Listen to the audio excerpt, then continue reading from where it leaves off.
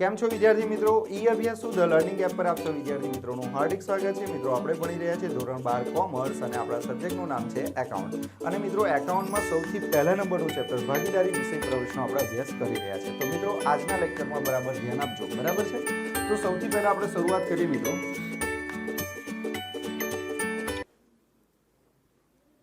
અમુક વાર તમારા દાખલામાં આ રીતે એક શબ્દ આવશે, ચોખ્ખો નફો। તો મિત્રો આ ચોખ્ખા નફાનું બીજું નામ શું?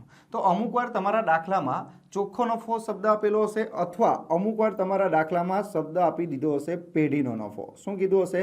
પેઢીનો નફો। તો મિત્રો ગભરાવું નહીં, જો તમારા દાખલામાં પેઢીનો નફો કીધો હોય તોય ચોખ્ખો નફો સમજી લેવાનો, બરાબર? કાં તો અમુક વાર ખાલી નફો શબ્દ કીધું હોય તો પણ તમારે એ ચોખ્ખા નફો જ માનવાનો, બરાબર? તો મિત્રો અહીંયા આપણે ચોખ્ખો નફોની અહીંયા રકમ લખવાની, બરાબર સમજો મિત્રો। આ જે ચોખ્ખો નફો છે એ ચોખ્ખા નફાનું બીજું પણ એક નામ છે। એનું બીજું નામ અહીંયા લખું છું, કમિશન બાદ કર્યા પહેલાનો નફો। કમિશન બાદ કર્યા પહેલાનો નફો।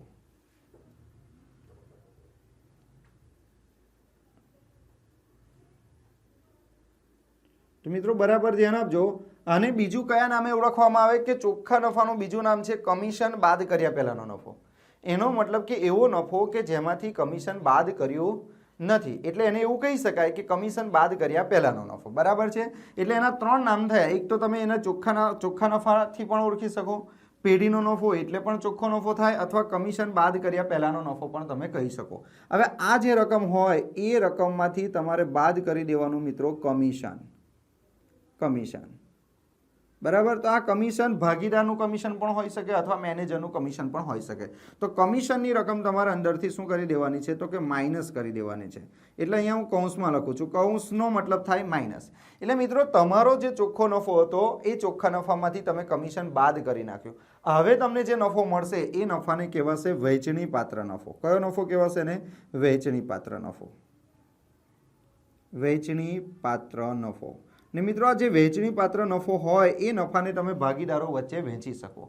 તો મિત્રો આ જે વહેંચણી પાત્ર નફો છે એ વહેંચણી પાત્ર નફાનું પણ એક બીજું નામ છે। હવે તમે સમજવાનો પ્રયત્ન કરો। અહીંયા તમને શું કીધું? ચોખ્ખો નફો। ચોખ્ખો નફો એટલે શું? તો કે કમિશન બાદ કર્યા પહેલાનો નફો। એટલે મિત્રો આ જે નફો છે એ કમિશન બાદ કર્યા પહેલાનો છે। હવે તમે એમાંથી કમિશન બાદ કરી નાખ્યું એટલે તમને કયો મળે? તો કમિશન બાદ કર્યા પછીનો નફો મળે। એટલે વહેંચણી પાત્ર નફાનું બીજું નામ છે કમિશન બાદ કર્યા પછીનો નફો। કમિશન બાદ કર્યા પછીનો નફો, પછીનો નફો। એટલે મિત્રો અમુક વાર કેવું થાય કે આપણે શબ્દમાં જ અટવાઈ જઈએ, કે આપણને શબ્દ ના ખબર હોય કે આનો મતલબ શું થાય। તો મિત્રો શાંતિથી આ વિડીયોને તમે શાંતિથી જુઓ। અત્યારે મેં જે લખાયું એના વિશે થોડું વિચારો કે સર શું કહેવા માંગે છે। જ્યારે તમારા દિમાગમાં આ કોન્સેપ્ટ ક્લિયર થાય પછી તમે વિડીયોને આગળ ચલાવો તો જ તમને ખબર પડશે। તમે પહેલાં તમારી જાતને એવું પૂછો કે ભાઈ વહેંચણી પાત્ર નફો એટલે શું? તો એનો જવાબ તમારે જાતે જ શોધવાનો કે ભાઈ વહેંચણી પાત્ર નફો એટલે કમિશન બાદ કર્યા પછીનો નફો। પછી તમારે એવો પ્રશ્ન કરવાનો, ભાઈ ચોખ્ખો નફો એટલે શું? તો કે ચોખ્ખા નફાનું એક બીજું નામ છે તો કે પેઢીનો નફો। અમુક વાર દાખલામાં ખાલી નફો કીધો હોય અથવા એનું બીજું નામ કમિશન બાદ કર્યા પહેલાનો નફો। એટલે મિત્રો અમુક વાર તમારા દાખલામાં ચોખ્ખો નફો આપી દીધો હોય તો એમાંથી તમે કમિશન બાદ કરો તો તમને વહેંચણી પાત્ર નફો મળે। ચાલો હવે બીજી રીતે, અમુક વાર તમને વહેંચણી પાત્ર નફો આપી દીધો હોય, વહેંચણી પાત્ર નફો એટલે એનું બીજું નામ શું છે? કમિશન બાદ કર્યા પછીનો નફો। તો આપણે અહીંયા લખીએ કમિશન બાદ કર્યા પછીનો નફો, કમિશન બાદ કર્યા પછીનો નફો। તો મિત્રો કમિશન બાદ કર્યા પછીનો નફો અહીંયા લખી દેવાનો। હવે સમજો મિત્રો અહીંયા શું કીધું છે? કમિશન બાદ કર્યા પછીનો નફો। એનો મતલબ કે આમાંથી કમિશન બાદ થઈ ગયું છે, કમિશન માઇનસ થઈ ગયું છે। તો હવે આપણે આમાં કમિશન પ્લસ કરીએ। ચાલો, કમિશન બાદ કર્યા પછીનો જે નફો છે એનું બીજું નામ શું કહેવાશે? તો કે એનું બીજું નામ છે વહેંચણી પાત્ર નફો। કયો નફો? વહેંચણી પાત્ર નફો, વહેંચણી પાત્ર નફો, બરાબર? હવે આમાં કમિશન તમારે પ્લસ કરવાનું। કેમ પ્લસ કરવાનું? તો કે સ્ટુડન્ટ આ જે નફો છે એ નફામાંથી તો કમિશન બાદ થઈ જ ગયું છે, કમિશન માઇનસ થઈ ગયું છે। હવે જે કમિશન માઇનસ થયું એ કમિશનને જો તમે પ્લસ કરી નાખો મેનેજરનું કમિશન તમે અંદર પ્લસ કરી નાખો, બરાબર છે, તો હવે તમને જે મળશે એને કયો નફો કહેવાશે? તો કે એને તમે ચોખ્ખો નફો કહી શકો. કયો નફો કહી શકો? ચોખ્ખો નફો કહી શકાય, અથવા એને કહેવાય કમિશન બાદ કર્યા પહેલાનો નફો. બોલો, આટલું ક્લિયર? તો મિત્રો સમજવાનો પ્રયત્ન કરજો. એકદમ ડીપમાં આપણે જવાનું છે, બરાબર, પણ ડીપમાં આપણે ક્યારે જઈ શકીએ? જ્યારે તમને પહેલાં તો આટલા પોઈન્ટ ખબર હોવા જોઈએ, બરાબર છે મિત્રો. ફરીવાર આને બરાબર ધ્યાનથી તમે શીખી લેજો, બરાબર છે. હવે આપણે આગળનું સ્ટેપ કરીએ. તો હવે જે ભાગીદાર હોય મિત્રો આપણા, બરાબર, જે ભાગીદાર હોય કાં તો મેનેજર હોય, તો ભાગીદાર અને મેનેજરને કમિશન આપવાનું હોય. તો ભાગીદાર અને મેનેજરને કમિશન બે રીતે આપી શકાય, બરાબર. એ કઈ બે રીતે આપી શકાય એ હું તમને બોર્ડ પર સમજાવીશ. તો અહીં ધ્યાન આપજો મિત્રો. હવે આ આપણે થોડું વાર સાફ કરી દઈએ.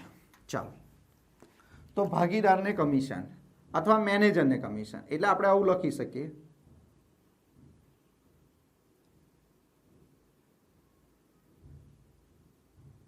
ભાગીદાર અથવા મેનેજર ને કમિશન.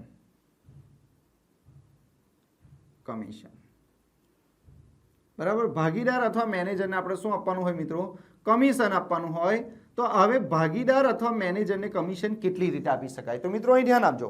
ભાગીદાર અને મેનેજર, ભાગીદાર અમુક વાર તમારા દાખલામાં ભાગીદારને કમિશન આપવાનું કીધું હોય, અમુક વાર તમને મેનેજરને કમિશન આપવાનું કીધું હોય. તો મિત્રો આ જે કમિશન આપવાનું છે એ કમિશન બે રીતે આપી શકાય. એક, ચોખ્ખા નફા પર કમિશન આપી શકાય, અથવા વહેંચણી પાત્ર નફા પર કમિશન આપી શકાય. બે રીતે કમિશન આપી શકાય, સમજો.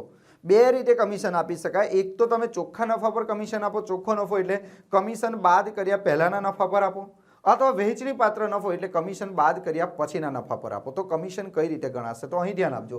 પહેલો, નંબર 1, બહુ જ ઇમ્પોર્ટન્ટ પોઈન્ટ છે મિત્રો, બરાબર ધ્યાન આપજો. તમે તમારા ટ્યુશનમાં તમારી સ્કૂલમાં જે શીખ્યા હશે એનાથી હું ડીપમાં ભણાવીશ મિત્રો. અને ડીપમાં ભણવાનો મતલબ એ થશે કે પરીક્ષામાં ગમે તેવો દાખલો પૂછાય તમને આવડશે, ગમે તેવો દાખલો પૂછાય, બરાબર છે.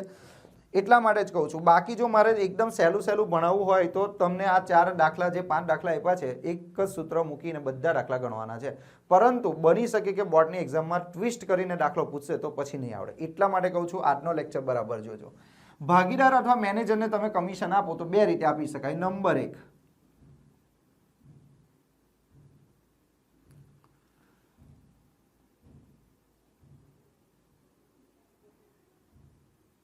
ચોખ્ખા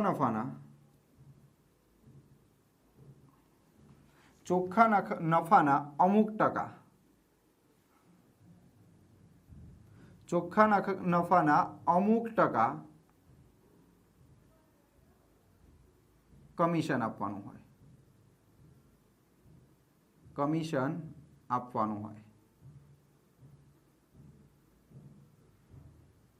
મિત્રો અહીંયા શું કીધું છે? જો તમારા દાખલામાં બે શબ્દ આવશે. એક તો કે જે ભાગીદાર છે અને મેનેજર છે એને કમિશન બે રીતે આપી શકાય. એક કઈ રીતે આપી શકાય? કે ચોખ્ખા નફાના અમુક ટકા કમિશન આપવાનું હોય. ચોખ્ખા નફાના, તમારા દાખલામાં જે ચોખ્ખો નફો થયો છે એ ચોખ્ખા નફાના અમુક ટકા કમિશન આપવાનું હોય, બરાબર. અને બીજું તમને એવું કીધું છે, નંબર 2 અહીંયા લખું છું, બરાબર છે.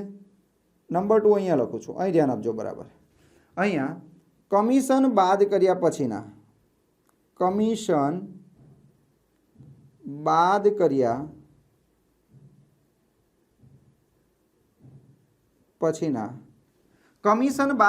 પછીના વધતા નફા પર અમુક ટકા કમિશન આપવાનું હોય.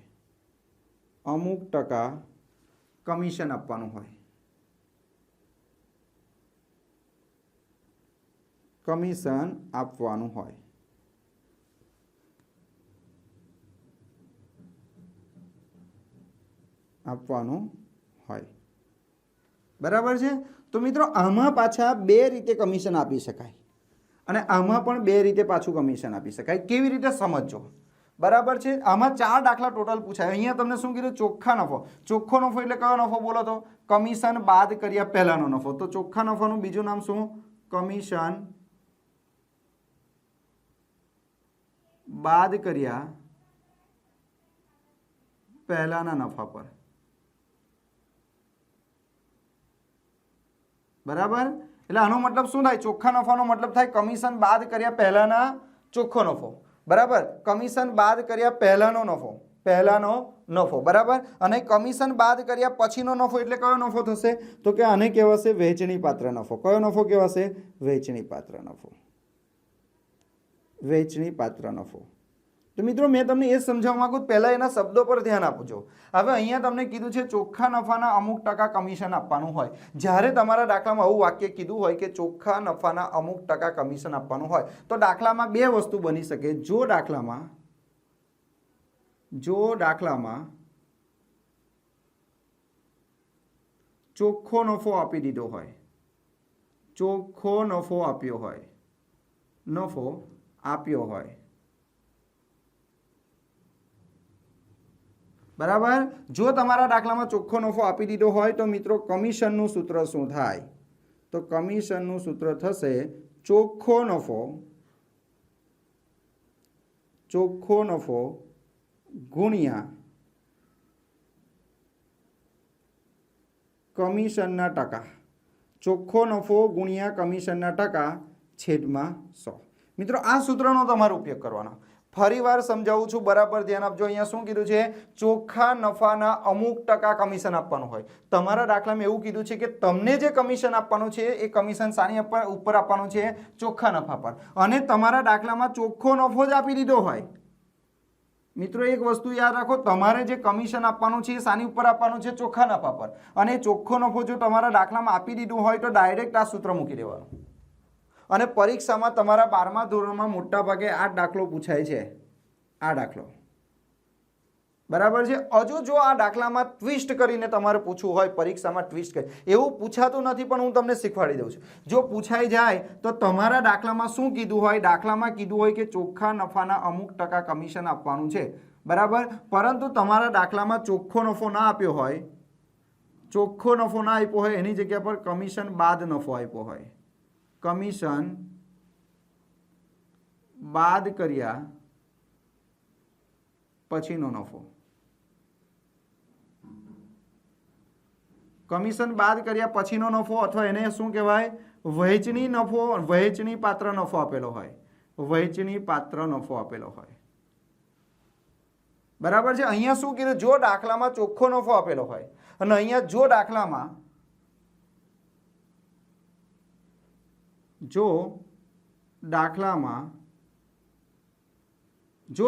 શું આપી દીધું હોય? કમિશન બાદ કર્યા પછીનો નફો. કમિશન બાદ કર્યા પછીનો નફો એટલે વહેંચણી પાત્ર નફો આપી દીધો હોય, તો તમારું કમિશનનું સૂત્ર શું બનશે? તો કમિશનનું સૂત્ર તમારું બનશે ચોખ્ખો નફો તો અહીંયા આપ્યો જ નથી, તો ચોખ્ખા નફાની જગ્યા પર કયો નફો આપ્યો છે? વહેંચણી પાત્ર નફો. તો વહેંચણી પાત્ર નફો, ભાઈ વહેંચણી પાત્ર નફો એટલે કયો નફો થાય? તો કે વહેંચણી પાત્ર નફો એટલે કયો નફો બોલો તો કે કમિશન બાદ કર્યા પછીનો નફો ગુણ્યા કમિશનના ટકા.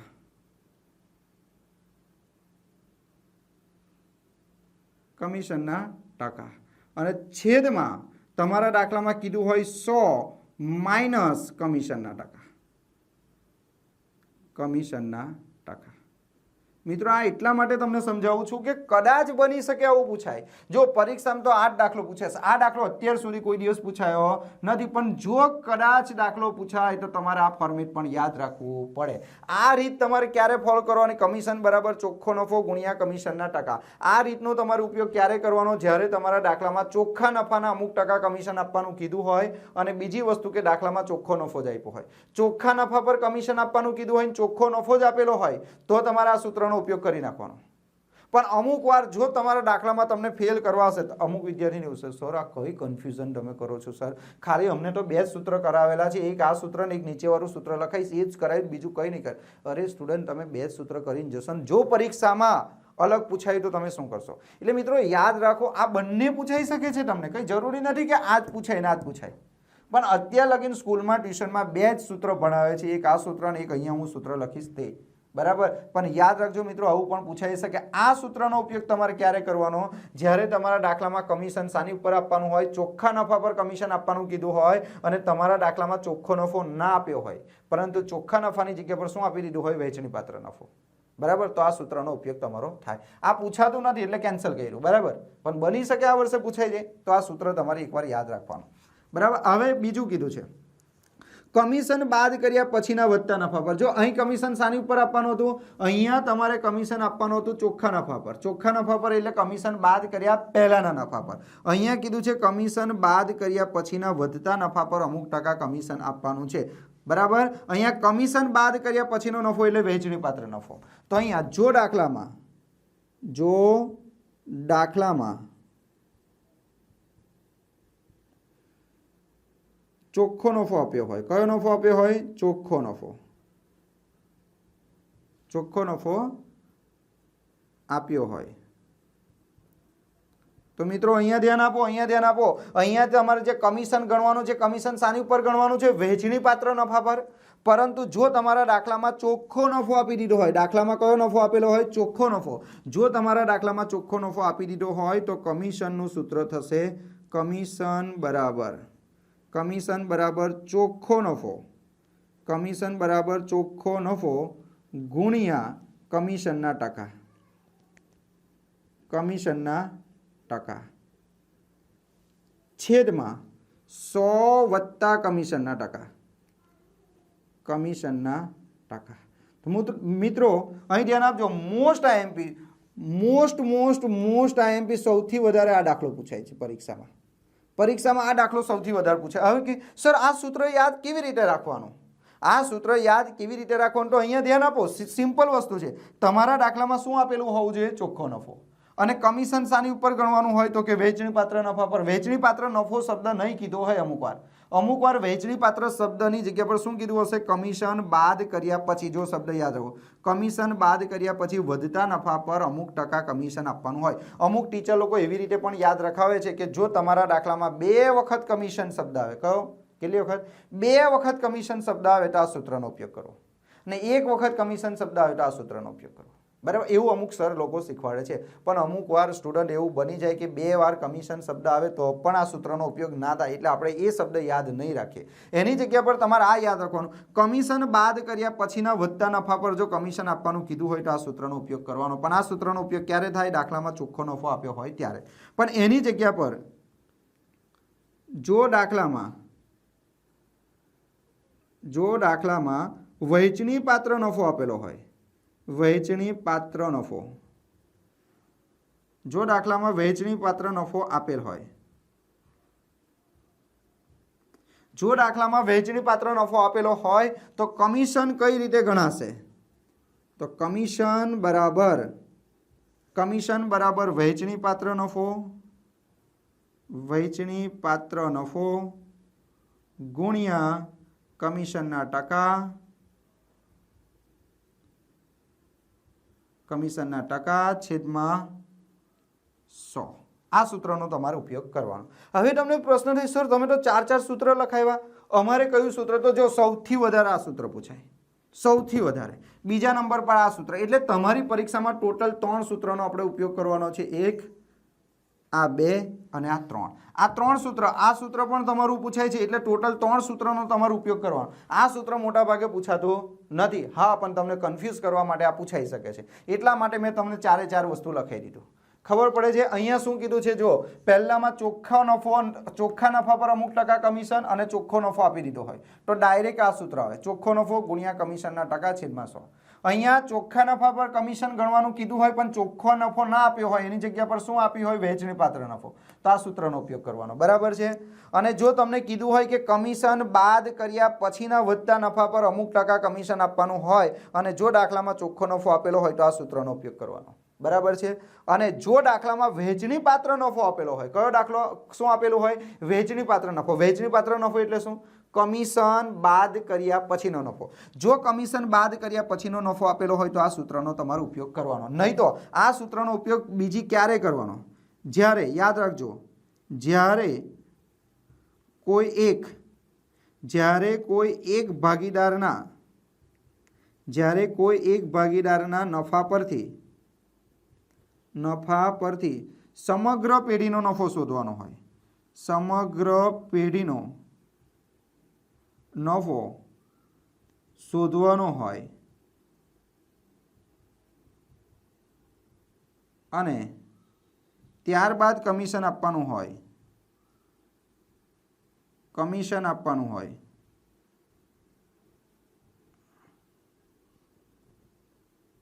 તો ઉપરનું સૂત્ર વાપરવું, તો ઉપરનું સૂત્ર વાપરવું.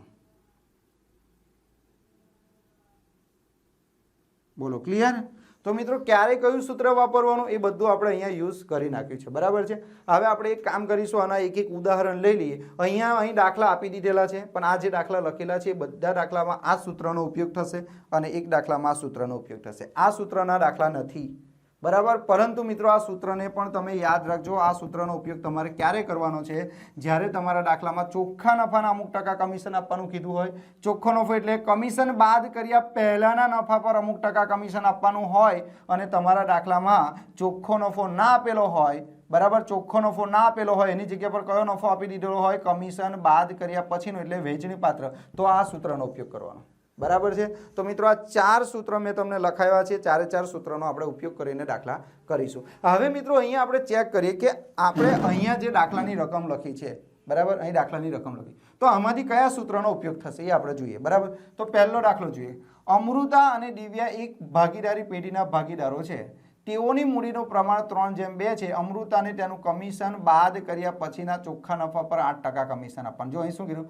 અમૃતાને તેનું કમિશન બાદ કર્યા પછી ના ચોખ્ખો નફો. કયા ચોખ્ખા નફા પર? બાદ કર્યા પછી. તો જો કમિશન બાદ કર્યા પછીના ચોખ્ખા નફા પર કમિશન આપવાનું છે, એટલે આ રીતનો ઉપયોગ થશે.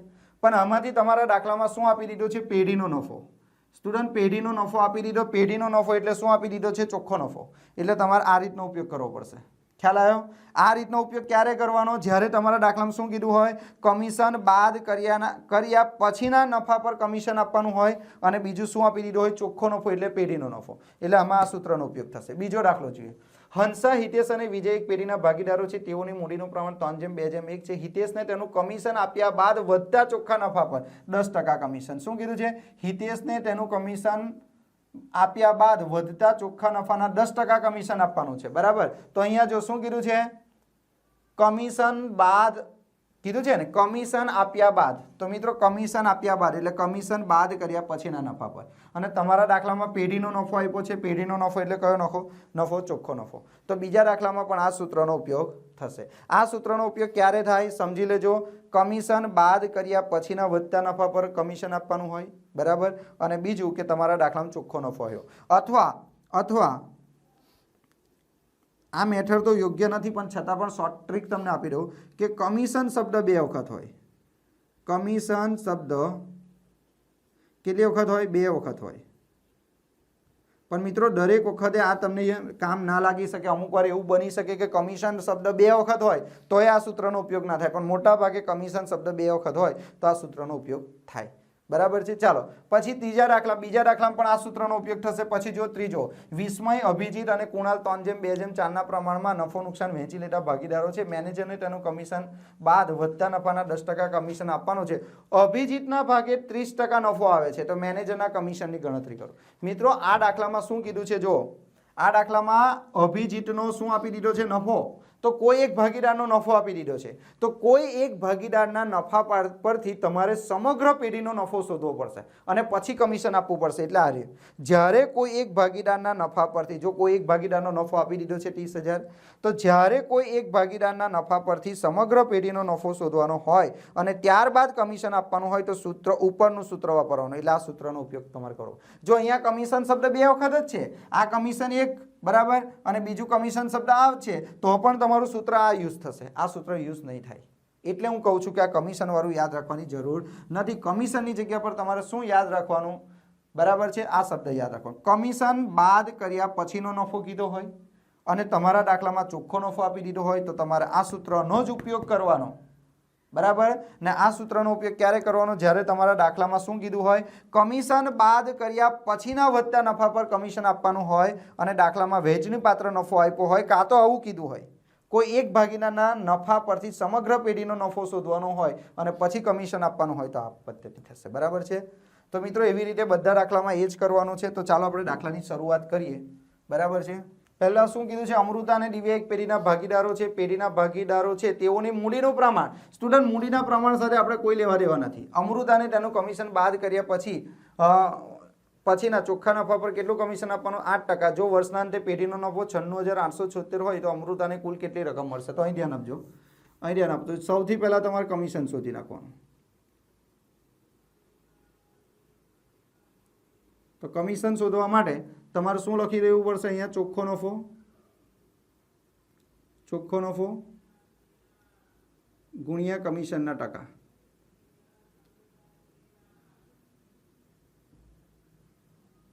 છેદમાં 100 વત્તા કમિશનના ટકા.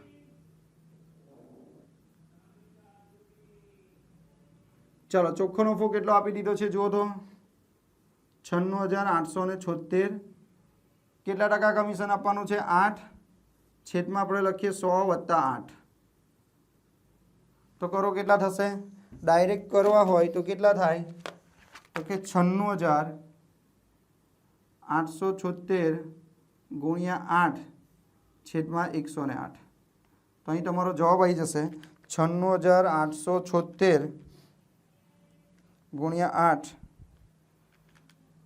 96,876 ગુણ્યા 8 ભાગ્યા 108. તો મિત્રો અહીંયા તમારું કમિશન આવશે રૂપિયા 71,76. તો સ્ટુડન્ટ 71,76 તમારું કમિશન આવી ગયું. આ કમિશન કોને આપવાનું છે? અમૃતાને. તો આ અમૃતાનું કમિશન. આ કોનું કમિશન આવ્યું? અમૃતાનું. મિત્રો તમને ખબર પડી ને આ સૂત્રનો ઉપયોગ કેમ કર્યો? તમારા દાખલામાં બે શબ્દ જોવાનું. કમિશન કેવી રીતે આપવાનું? કમિશન બાદ કર્યા પછીનો નફો. કમિશન બાદ કર્યા પછીના નફા પર. કમિશન બાદ કર્યા પછીના નફા પર કમિશન આપવાનું હોય અને પેઢીનો નફો દાખલામાં આપી દીધો હોય, પેઢીનો નફો. બરાબર, આ બે શબ્દ જ્યારે તમારા દાખલામાં દેખાય એટલે આ સૂત્રનો ઉપયોગ કરવાનો. બરાબર, ચાલો થઈ ગયું. હવે તમારે શું શોધવું પડશે? નંબર 2. અહીંયા તમને કે અમૃતાને કુલ કેટલી રકમ મળશે? તો મિત્રો અમૃતાની રકમ તમારે શોધવી હોય તો અમૃતાને બે રકમ મળે. એક અમૃતાને કમિશન મળે અને નફામાં ભાગ પણ કમિશનને મળશે ને. તો મિત્રો નફામાં ભાગ શોધવો હોય, કોઈ પણ ભાગીદારનો નફામાં ભાગ શોધવો હોય તો પહેલા વહેંચણી પાત્ર નફો શોધવો પડે. તો વહેંચણી પાત્ર નફાનું સૂત્ર છે વહેંચણી પાત્ર નફો. વહેંચણી પાત્ર નફો. તો ચોખ્ખો નફો એટલે પેઢીનો નફો. બરાબર, માઇનસ શું કરી દેવાનું? અંદરથી કમિશન. તો મિત્રો જુઓ, ચોખ્ખો નફો તમારો કેટલો છે? 96,876. કમિશન કેટલો આવ્યું? 71,76. તો કરો કેટલા રૂપિયા? વહેંચણી પાત્ર નફો કેટલો આવશે? તો કે 96,876 માઇનસ 71,76. તો અહીં આવશે 89,700. આ 89,700 જે આવ્યો એ તમને શું મળી ગયું મિત્રો? વહેંચણી પાત્ર નફો મળી ગયો. હવે આ જે વહેંચણી પાત્ર નફો આવ્યો એને તમારે વહેંચી નાખવાનો. કોની વચ્ચે વહેંચી નાખવાનો? અમૃતા અને દિવ્યા વચ્ચે વહેંચવાનો. તો ચાલો, અમૃતા અને દિવ્યાનું નફા નુકસાનનું પ્રમાણ આપ્યું છે. ભાઈ નફા નુકસાનનું પ્રમાણ આપ્યું નથી એટલે કયા પ્રમાણમાં વહેંચશે? સરખા ભાગે. સરખા ભાગે એટલે અડધા અડધા. એટલે અમૃતાનું પ્રમાણ પણ 1 અને દિવ્યાનું પ્રમાણ પણ 1. એટલે કયું પ્રમાણ થાય? 1:1. તો ચાલો, અમૃતાનો નફો શોધવો હોય તો અમૃતાનો નફો કઈ રીતે શોધી શકાય? બોલો, કુલ નફો કેટલો છે? વહેંચણી પાત્ર નફો કેટલો છે? 89,700. ભાઈ 89,700 માં અમૃતાનો ભાગ કેટલો? તો અમૃતા અને દિવ્યા કેવો નફો વહેંચે છે? 1:1. તો જો અમૃતાનું પ્રમાણ કેટલું? 1. તો અહીં લખી દેવાનો 1 અને બંનેનું ટોટલ 1 ને 1 2 એટલે છેદમાં કેટલા લખી દેવાના? 2. તો અમૃતાના ભાગ કેટલો નફો આવશે? ભાગ્યા 2 કરી નાખો તો 44,850. હવે આગળનો પોઈન્ટ, અમૃતાને મળતી કુલ રકમ. અમૃતાને મળતી કુલ રકમ. ભાઈ અમૃતાને કુલ કેટલી રકમ મળશે? તો નફો મળશે વત્તા શું મળશે? કમિશન. તો નફો કેટલો મળ્યો? 44,850 અને 71,76 એને શું મળ્યો? કમિશન મળ્યું ને 71,76. તો ટોટલ કરી દો તો થશે 52,026. આટલા રૂપિયા મળશે અમૃતાને ટોટલ. બોલો, ક્લિયર? તો આ સૂત્રનો ઉપયોગ કેમ થયો તે ખબર પડી ગઈ ને. ચાલો આગળ બીજો દાખલો જુઓ. હંસા, હિતેશ અને વિજય એક પેઢીના ભાગીદારો છે. તેઓની મૂડીનું પ્રમાણ 3:2:1 છે. ભાઈ મૂડીના પ્રમાણ સાથે આપણે કોઈ લેવા દેવા નથી. આપણે નફા નુકસાનના પ્રમાણ સાથે લેવા દેવા છે. તો નફા નુકસાનનું પ્રમાણ આપ્યું નથી. એનો મતલબ એવો થાય કે 3 ભાગીદારો નફો કયા પ્રમાણમાં વહેંચતા હશે? સરખા. ચાલો, હિતેશને તેનું કમિશન આપ્યા બાદ વધતા ચોખ્ખા નફાના 10% કમિશન આપવાનું છે. જો વર્ષના અંતે પેઢીનો નફો 1,65,000 હોય તો હિતેશને કુલ કેટલી રકમ મળશે? મિત્રો આમાં પણ પેલું સૂત્ર આવશે. કેમ? જો અહીંયા તમારે કમિશન શાની ઉપર આપવાનું છે? કમિશન બાદ આપ્યા બાદ વધતા ચોખ્ખા કમિશન આપ્યા બાદ એટલે વહેંચણી પાત્ર નફા પર શોધવાનું છે. તો મિત્રો બીજા નંબરના દાખલામાં પણ આ સૂત્ર આવશે. તો આપણે કમિશન શોધવું હોય તો આ રીતે શોધી શકાય. કમિશન બરાબર ચોખ્ખો નફો એટલે કે પેઢીનો નફો, ચોખ્ખો નફો ગુણ્યા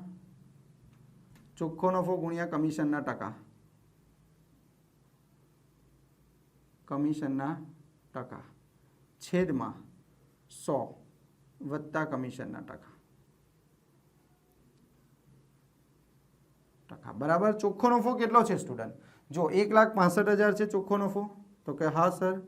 ચલો, કમિશનના ટકા જુઓ તમારા દાખલામાં કેટલા છે મિત્રો? તો કે 10%. તો 10 છેદમાં કેટલા? 100 વત્તા 10. તો અહીં કેટલા થશે? 1,65,000 ગુણ્યા કેટલા થાય? 10 છેદમાં કેટલા? 110. તો મિત્રો અહીંયા તમારો આવશે કમિશન કેટલું આવશે? 15,000. કમિશન કેટલું આવશે? 15,000. તો કમિશન મળી ગયું. આ કોનું કમિશન મળ્યું? હિતેશનું. કોનું? હિતેશનું. ભાઈ હિતેશને કમિશન મળશે. કેટલું કમિશન મળશે હિતેશને? 15,000. હવે મિત્રો તમારા દાખલામાં એવું કીધું હિતેશને કુલ કેટલી રકમ મળશે? હવે હિતેશ એ કોણ છે? ભાગીદાર છે. હવે હિતેશ ભાગીદાર છે તો નફામાં પણ એને ભાગ મળશે. તો હિતેશનો નફામાં ભાગ આપણે શોધવો પડશે. હવે નફામાં ભાગ શોધવો હોય તો પહેલાં વહેંચણી પાત્ર નફો શોધવો પડે. ચાલો, વહેંચણી પાત્ર નફો કઈ રીતે શોધાય? તો કે અહીંયા સૂત્ર લખી દઈએ આપણે. વહેંચણી પાત્ર નફો. સ્ટુડન્ટ મેં આનું સૂત્ર લખાવેલું છે. વહેંચણી પાત્ર નફાનું સૂત્ર શરૂઆતમાં જ લખાઈ દીધું. વહેંચણી પાત્ર નફો બરાબર ચોખ્ખો નફો માઇનસ કમિશન. ચોખ્ખો નફો કેટલો છે બોલો તો? 1,65,000 માઇનસ કમિશન કેટલું? 15,000. 15,000 માઇનસ કરી દો એટલે 1,50,000 આવે. આ 1,50,000 તમને શું મળી ગયું બોલો તો? વહેંચણી પાત્ર નફો. હવે આ જે વહેંચણી પાત્ર નફો છે એ બધા ભાગીદારો આપણે વચ્ચે વહેંચી દેવાના. બરાબર. એમાં આપણે ખાલી કોનો નફો જોઈએ? હિતેશનો નફો. તો હિતેશનો નફો આપણે શોધવો હોય તો કઈ રીતે શોધાય સ્ટુડન્ટ? તો કુલ નફો કેટલો આવે? 1,50,000. આ 1,50,000 કોની વચ્ચે વહેંચવાનો? હંસા, હિતેશ અને વિજય. તો મિત્રો અહીંયા નફા નુકસાનનું પ્રમાણ નથી કીધું એટલે હંસાનું નફા નુકસાનનું પ્રમાણ 1 હશે, હિતેશનું પણ 1 હશે અને વિજયનું પણ 1 હશે. મિત્રો પહેલા લેક્ચરમાં મેં તમને કીધેલું કે જ્યારે તમારા દાખલામાં નફા નુકસાનનું પ્રમાણ ન આપેલું હોય તો તમારે સરખું પ્રમાણ ધરવાનું. એટલે કે 1,50,000 સરખા પ્રમાણમાં વહેંચી લે. બરાબર છે. તો 1,50,000 3 જણ સરખા પ્રમાણમાં વહેંચે તો 50,000 રૂપિયા આવે. પરંતુ એને લખવાની મેથડ એવી છે કે 1,50,000 રૂપિયાનો નફો છે. એમાં હિતેશ ક્યાં છે? અહીંયા જો પહેલો, બીજો ને ત્રીજો. તો બીજા નંબર પર. તો હિતેશનો ભાગ કેટલો છે? 1. તો અહીં લખવાનું 1 ને 3નું ટોટલ છેદમાં 3. એટલે હિતેશનો નફો કેટલો મળી જશે? 50,000. ચાલો હવે આપણે લખીએ હિતેશને મળતી કુલ રકમ. તો હિતેશને મળતી કુલ રકમ ભાઈ હિતેશને મળતી કુલ રકમ કેટલી થાય? હિતેશને કેટલા રૂપિયા ટોટલ મળે? તો પહેલાં તો એને નફો મળશે અને સાથે સાથે એને શું મળશે? કમિશન પણ મળશે. તો એને નફો કેટલા રૂપિયાનો મળશે? 50,000 રૂપિયાનો નફો મળશે અને કમિશન કેટલા રૂપિયાનું મળશે? 15,000. તો 65,000 રૂપિયા એને ટોટલ મળશે. કુલ રકમ કેટલી મળશે? 65,000 રૂપિયા. બોલો, આટલું ક્લિયર? તો મિત્રો બીજા નંબરનો દાખલો પણ થઈ ગયો. હવે અમુક વિદ્યાર્થીને એવો પ્રશ્ન થાય, તમે સર આ સૂત્ર કેમ મૂક્યું? તો મેં તમને કીધેલું મિત્રો આ સૂત્ર ક્યારે મુકાય? તો કે એના માટે 2 શબ્દ મહત્વના છે. પહેલાં તો કમિશન શાની ઉપર હોય? તો કમિશન બાદ કર્યા પછીના નફા પર. કમિશન શાની ઉપર આપવાનું હોય? કમિશન બાદ કર્યા પછીના નફા પર કમિશન આપવાનું હોય. અને પેઢીમાં કયો નફો આપી દીધો હોય? ચોખ્ખો નફો. મિત્રો યાદ રાખજો, આ 2 શબ્દ હોય તો જ આ સૂત્રનો ઉપયોગ થાય. ગોખણપટ્ટી ના કરતા કે 2 વખત કમિશન શબ્દ હોય એટલે આ સૂત્રનો ઉપયોગ થાય. અમુક વાર એવું બને કે 2 વખત કમિશન શબ્દ હોય તો પણ આ સૂત્રનો ઉપયોગ ના થાય. એટલા માટે આ સૂત્રનો ઉપયોગ કરવા માટે આ 2 શબ્દ જ મહત્વના છે. જો તમારા દાખલામાં કમિશન આ રીતે આપવામાં આવતું હોય એટલે કે કમિશન બાદ કર્યા પછીના નફા પર કમિશન હોય અને ચોખ્ખો નફો આપી દીધો હોય તો જ આ સૂત્રનો ઉપયોગ થાય, બાકી ના થાય. ચાલો ત્યાર પછી ત્રીજો દાખલો. વિસ્મય, અભિજીત અને કુણાલ 3:2:4 પ્રમાણમાં નફો નુકસાન વહેંચી લેતા ભાગીદારો છે. મેનેજરને તેનું કમિશન બાદ વધતા નફામાં, જો કમિશન બાદ કર્યા પછીનો નફો થયો ને, વધતો નફો એટલે પછીનો નફો કહેવાય, 10% આપવાનો છે અને અભિજીતના ભાગે કેટલો નફો છે? 30,000. તો મેનેજરના કમિશનની ગણતરી કરો. અહીં ધ્યાન આપજો મિત્રો. આવો દાખલો હોય તો આ દાખલો શું કહેવા માંગે છે મિત્રો? કોઈ એક ભાગીદારનો નફો આપી દીધો છે. જો અહીંયા કોનો નફો આપી દીધો છે? અભિજીતનો નફો આપી દીધો છે. અભિજીતના નફા પરથી તમારે મેનેજરના કમિશનની ગણતરી કરવાની છે. તો મિત્રો મેનેજરના કમિશનની ગણતરી કરવી હોય તો સૌથી પહેલાં તમારે શું કરવું પડે? પેઢીનો કુલ નફો શોધવો પડે. પેઢીનો કયો નફો શોધવો પડે? કુલ નફો શોધવો પડે. તો એ કઈ રીતે શોધાશે? તો અહીં ધ્યાન આપજો. પહેલાં વિસ્મય, અભિજીત અને કુણાલ. સૌથી પહેલાં આવો જ્યારે દાખલો પૂછાય તો અભિજીતનો નફામાં ભાગ શોધવાનો. અભિજીતનો નફામાં ભાગ. મિત્રો અહીં ધ્યાન આપજો. બરાબર. અભિજીતનો નફામાં ભાગ કેટલો? તો અહીં ધ્યાન આપો. અહીંયા વિસ્મય, અભિજીત અને કુણાલ એનું પ્રમાણ કેટલું છે? 3:2:4. મિત્રો સમજજો બરાબર. અહીંયા આપણે લખવાનું છે અભિજીતનો નફામાં ભાગ. તો અહીંયા જો પહેલા નંબર પર વિસ્મય છે એટલે વિસ્મયનું પ્રમાણ કેટલું કહેવાય? 3. બીજા નંબર પર અભિજીત છે તો અભિજીતનું પ્રમાણ કેટલું કહેવાય? 2. અને ત્રીજા નંબર પર કુણાલ છે એટલે કુણાલનું પ્રમાણ કેટલું કહેવાય? 4. હવે જો મારે અભિજીતનું પ્રમાણ શોધવું હોય તો અભિજીત ક્યાં છે? આ 3:3 વચ્ચે છે. તો અહીં વચ્ચેવાળું પ્રમાણ કયું છે? 2. તો અભિજીતનો નફામાં ભાગ શોધવો હોય તો અભિજીતનો ભાગ કેટલો છે? 2. કેટલામાંથી 2? તો ટોટલ કેટલા? જો 4 ને 2 6 ને 3 9 એટલે 9માંથી એનો ભાગ કેટલો? 2. બોલો ખબર પડી? આ કેવી રીતે લખ્યું એ ખબર પડી? ચાલો. અભિજીતનો નફો કેટલો છે? અભિજીતનો નફો,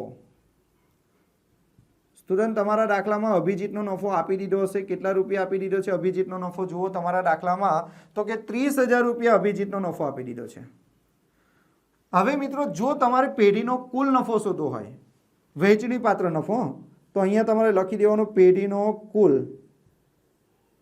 કુલ વહેંચણી પાત્ર નફો. કુલ વહેંચણી પાત્ર નફો.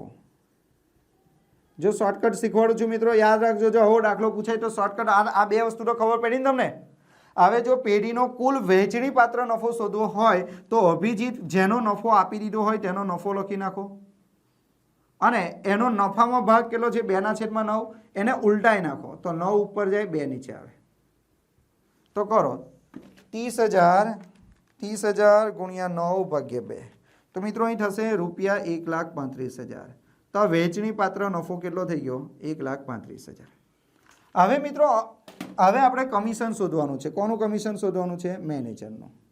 મેનેજરનું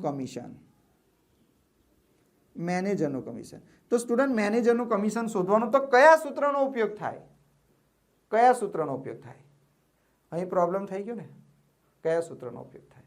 તો મિત્રો મેં તમને કીધેલા 2 સૂત્રો તમને શીખવાડેલા. બરાબર છે કે જ્યારે ચોખ્ખો નફો આપી દીધો હોય, અહીં ધ્યાન આપો મિત્રો, ફરીવાર સમજાવી દઉં છું તમને. જો અહીં ધ્યાન આપો. મેનેજરને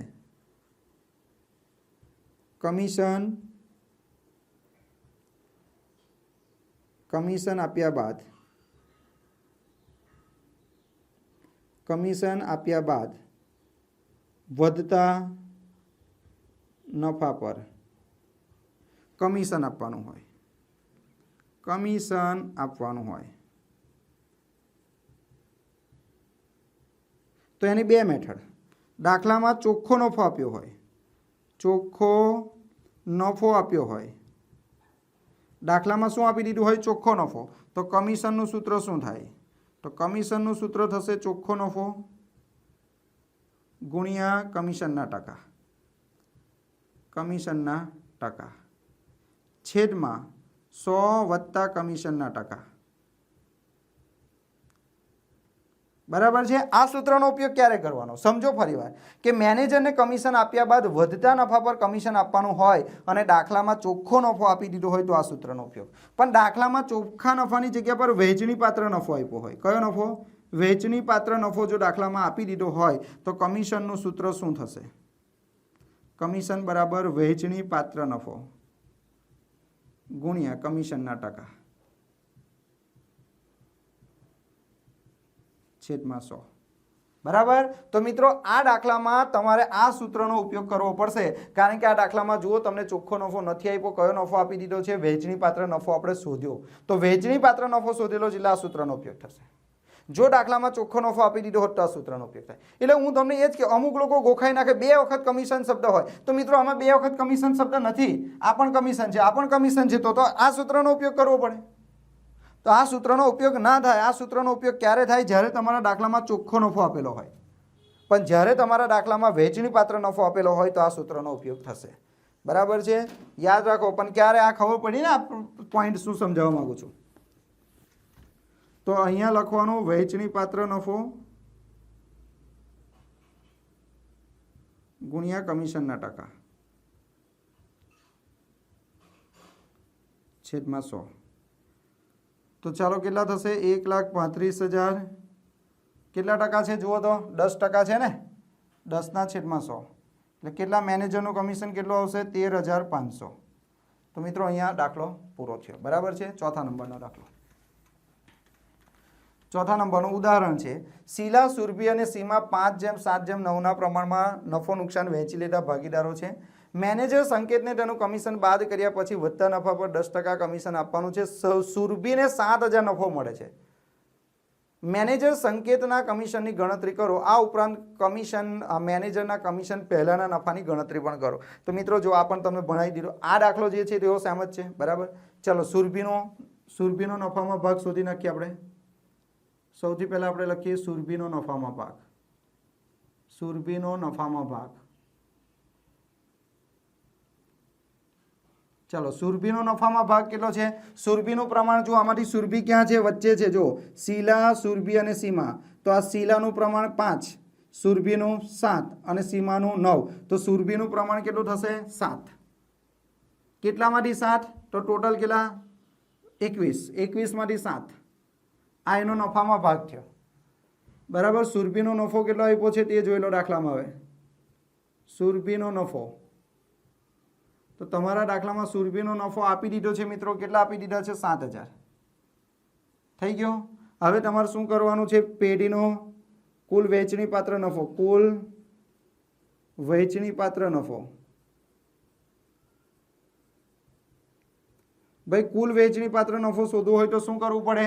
જે ભાગીદારનો નફો આપ્યો હોય ભાગીદારનો નફો લખવાનો, અને ભાગીદારનો નફામાં જે ભાગ હોય એને ઉલટાઈ નાખો, એટલે 21/7, 7 તાલી 21 એટલે 21,000 રૂપિયા આવશે। 21,000 રૂપિયા આવશે। પેઢીનો વહેંચણી પાત્ર નફો કેટલો આવ્યો? 21,000। હવે એમાં આપણે કોને કમિશન આપવાનું છે? મેનેજર। તો મેનેજરને કમિશન, મેનેજરનું કમિશન, સ્ટુડન્ટ મેનેજરનું કમિશન હોય કયું સૂત્ર આવશે બોલો? અહીંયા ધ્યાન આપો મિત્રો, આપણા દાખલામાં વહેંચણી પાત્ર નફો છે એટલે સૂત્ર કયું બનશે? વહેંચણી પાત્ર નફો ગુણ્યા કમિશનના ટકા છેદમાં 100 છેદમાં કેટલા? 100। તો વહેંચણી પાત્ર નફો કેટલો છે? 21,000 ગુણ્યા કમિશનના ટકા કેટલા છે? 10% છે, 10 છેદમાં કેટલા? 100, 0,0,0,0 એટલે કેટલા થશે? 2,100 રૂપિયા। બરાબર। હવે બીજું શું શોધવાનું? આ ઉપરાંત મેનેજરના કમિશન પહેલાનો નફો પણ શોધવાનો। ભાઈ કમિશન પહેલાનો નફો એટલે ચોખ્ખો નફો। કયો નફો? ચોખ્ખો નફો। કમિશન પહેલાનો નફો એટલે કયો નફો થાય? ચોખ્ખો નફો। તો એના માટે તમારે વહેંચણી પાત્ર નફો લખવો પડે, અને વહેંચણી પાત્ર નફામાં કમિશન શું કરી દેવું પડે? પ્લસ કરી દેવું પડે। મિત્રો શરૂઆતમાં તમને આ સૂત્ર લખાઈ દીધેલું છે। તો વહેંચણી પાત્ર નફો કેટલો આવ્યો? 21,000 વત્તા કેટલા? 2,100, 21, 22, 23, 23,100 થશે। બરાબર છે। તો ચોથા નંબરનો દાખલો પણ અહીંયા આપણો પૂરો થયો। અને હવે છેલ્લો દાખલો, જયેશ, સુરેશ અને પંકજનું નફા નુકસાનનું પ્રમાણ 6:2:3 છે. મેનેજરનું કમિશન બાદ કર્યા પછીના નફા પર 10% લેખે 6,600 કમિશન મળેલ છે. તો ત્રણેય ભાગીદારના નફાની વહેંચણી કરો. તો મિત્રો ત્રણેય ભાગીદારના નફાની વહેંચણી કરવી હોય તો આપણે વહેંચણી પાત્ર નફો શોધવો પડે. તો અહીંયા પહેલા આ શબ્દ જો મિત્રો કમિશન ઉપરથી આપણે ગણતરી કરવાની હોય તો કેવી રીતે થાય? જો એકદમ સહેલી રીતે તમને કરાવું. અહીંયા શું કીધું છે? જો કમિશન કેટલા ટકા છે? કમિશન કેટલા ટકા છે? 10%. સાની ઉપર કમિશન 10% છે. તો જો પહેલા શું, મેનેજરને કમિશન બાદ કર્યા પછીના નફા પર 10% કમિશન. સાંભળો મારી વાત બરાબર. અહીંયા શું કીધું છે? મેનેજરને કમિશન બાદ કર્યા પછીનો નફો. મિત્રો આનો મતલબ શું થાય? મેનેજરને કમિશન બાદ કર્યા પછીનો નફો એટલે વહેંચણી પાત્ર નફો થાય. બોલો, વહેંચણી પાત્ર નફો થાય કે ના થાય? મિત્રો આ નહીં ભણાવ્યું મેં તમને. અને વહેંચણી પાત્ર નફો કહેવાય મેનેજરનું કમિશન બાદ કર્યા પછીનો નફો એટલે વહેંચણી પાત્ર નફો. વહેંચણી પાત્ર નફા પર કેટલા ટકા કમિશન? 10%. એનો મતલબ એવો થાય કે વહેંચણી પાત્ર નફો 100 હોય તો કમિશન કેટલું? 10. બરાબર. તો આપણે એવું લખી શકીએ મિત્રો અહીંયા કે વહેંચણી પાત્ર નફો, વહેંચણી પાત્ર નફો, વહેંચણી પાત્ર નફો કેટલો હોય? 100 હોય તો કમિશન કેટલું થાય? તો કમિશન 10% થશે. તો 100ના 10% કેટલા થાય? 10 થાય. તો મિત્રો અહીંયા તમારે પદ મૂકી દેવાનું કે ભાઈ કમિશન 10 હોય તો વહેંચણી પાત્ર નફો, વહેંચણી પાત્ર નફો 100. તો કમિશન કેટલું છે તમારા દાખલામાં? તો કમિશન છે 6,600. તો વહેંચણી પાત્ર નફો કેટલો? તો 6,600 ગુણ્યા 100 ના છેદમાં કેટલા? 10. તો મિત્રો 66,000 રૂપિયા થશે. આ કયો નફો આવ્યો? વહેંચણી પાત્ર નફો. બરાબર. હવે શું કીધું છે? ત્રણેય ભાગીદારના નફાની વહેંચણી કરવાની છે. તો ત્રણેય ભાગીદાર કોણ છે? જયેશ, સુરેશ. એટલે નફાની વહેંચણી કરીએ આપણે. નફાની વહેંચણી, નફાની વહેંચણી કરીએ. પહેલા સૌથી પહેલા કોણ આવશે? જયેશ. તો ટોટલ નફો કેટલો થયેલો છે? બોલો. 66,000. 66,000માં જયેશનું પ્રમાણ કેટલું? તો જયેશનું પ્રમાણ કેટલું છે? 6. તો અહીં લખી દેવાના 6. અને ટોટલ કેટલું? 6 ને 2 8 ને 3 11. 11 છંગ 66 એટલે 36,000 રૂપિયા થશે અહીંયા. એટલે જયેશને 36,000 મળશે. ચાલો સુરેશને કેટલા મળે? સુરેશ તો 66,000 ગુણ્યા, ચાલો સુરેશનું પ્રમાણ કેટલું છે? 2. તો 2ના છેદમાં ટોટલ કેટલું થાય? 11. તો 11 છંગ 66, 11 છંગ 6, 6 દુના 12,000. 12,000. સુરેશ પછી કોણ છે? પંકજ. પંકજ એટલે 66,000 ગુણ્યા એનું પ્રમાણ કેટલું છે? 3. 3ના છેદમાં 11 એટલે અહીં કેટલા થશે? 18,000. બરાબર. તો મિત્રો આ દાખલો પણ અહીંયા પૂરો થયો. બરાબર છે. હવે આટલા દાખલા થઈ ગયા. હવે અમુક 2 દાખલા હું મારી જાતે આપી દઉં છું તમને કે એ અને બી સરખા પ્રમાણમાં નફો વહેંચે છે.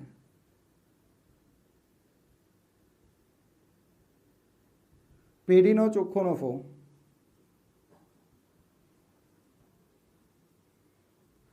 પેઢીનો ચોખ્ખો નફો 1 લાખ છે. મેનેજરને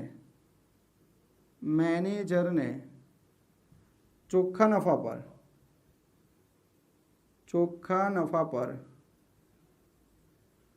10% કમિશન આપવાનું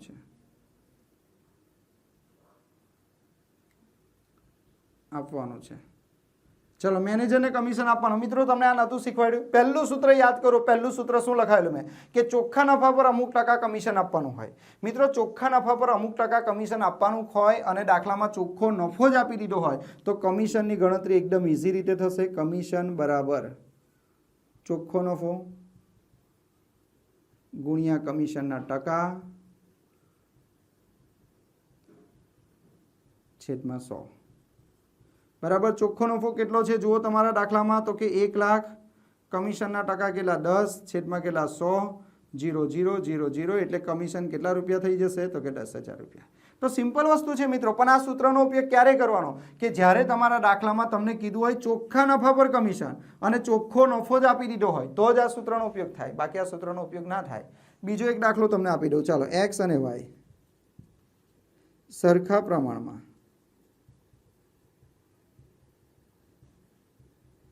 નફો નુકસાન વહેંચે છે. પેઢીનો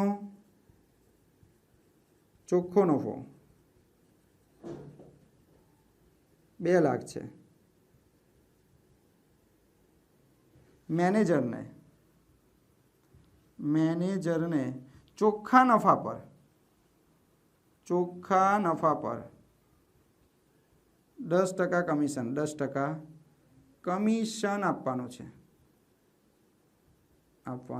છે. તો મિત્રો ચાલો આની કમિશનની ગણતરી કરીએ તો કેવી રીતે થશે કમિશનની ગણતરી? તો અહીંયા આપણે લખી દેવું પડે કમિશન બરાબર ચોખ્ખો નફો ગુણ્યા કમિશનના ટકા છેદમાં કેટલા 100. ચાલો ચોખ્ખો નફો કેટલો છે? તો કે ચોખ્ખો નફો 2 લાખ રૂપિયા છે ગુણ્યા કેટલા? તો કે 100 છેદમાં કેટલા 100. સોરી, કમિશનના ટકા કેટલા 10. તો 0,000 તો 20,000 રૂપિયા કમિશન થાય. બરાબર છે. આ કયા નંબરનું સૂત્ર છે? પહેલા નંબરનું સૂત્ર મેં તમને લખાવેલો. પહેલા નંબરના સૂત્રમાં તમને એવું કીધેલું હતું કે ચોખ્ખા નફા પર કમિશન આપવાનું હોય. શાની ઉપર? ચોખ્ખા નફા પર કમિશન આપવાનું કીધું હોય. જો અહીં કીધું છે ચોખ્ખા નફા પર કમિશન આપવાનું હોય અને દાખલામાં ચોખ્ખો નફો આપ્યો હોય તો આ સૂત્રનો તમારો ઉપયોગ કરવાનો.